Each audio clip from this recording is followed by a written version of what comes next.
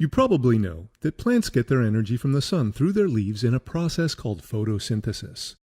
We humans don't have our own leaves, but maybe we can get energy from the sun in a different way. Electrical energy, that is. Could there be some kind of electrical leaf? A solar cell gathers light from the sun and generates electricity, just as a leaf generates food for a plant.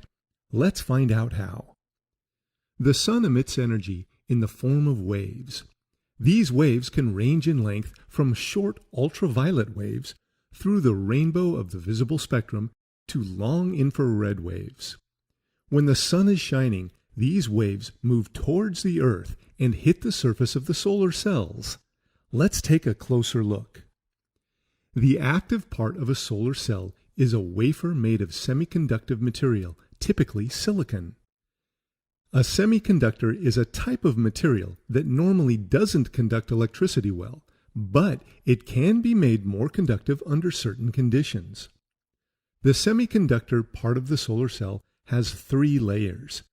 The thin top layer contains silicon and a very tiny amount of an element such as phosphorus that has more electrons than silicon. This gives the top layer an excess of electrons that are free to move and make the material more conductive. The top layer is also called negative type or N-type, as it favors the collection and transport of electrons. The thin bottom layer contains both silicon and an element such as boron that has fewer electrons than silicon. This gives the bottom layer fewer electrons that are free to move, therefore making the material less conductive for electrons. A missing electron can be described as an effective positive charge.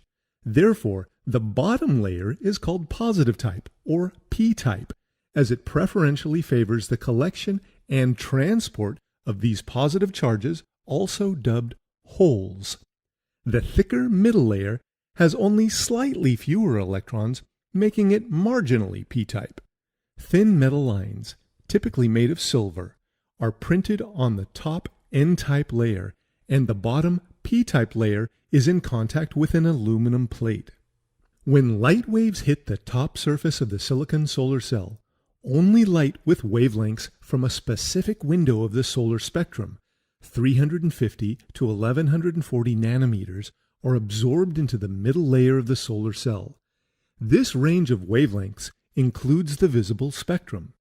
Ultraviolet wavelengths are so short they stop at the surface, and infrared wavelengths are so long they can't be absorbed and pass right through the cell or are reflected back. The light wave knocks an electron off a silicon atom, setting the electron loose and leaving an area of positive charge, a hole, where the electron used to be. The loose electron then moves towards the top and reaches the top N-type layer, which readily accepts electrons. Similarly, the loose hole moves towards the bottom and reaches the bottom P-type layer, which readily accepts holes. This continues as long as sunlight shines on the solar cell.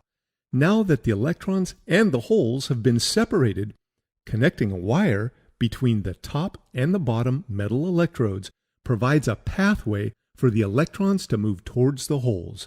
Flow of electrons is electrical current. One solar cell produces several watts of power. This may be sufficient for running a calculator or a phone charger, but it's not sufficient for running a toaster, for example, which uses 1,000 watts.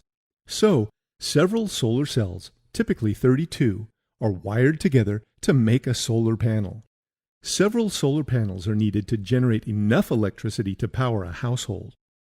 As leaves generate food for plants directly from the sun's rays, solar cells are a viable way to convert the sun's rays directly into electricity that we can use.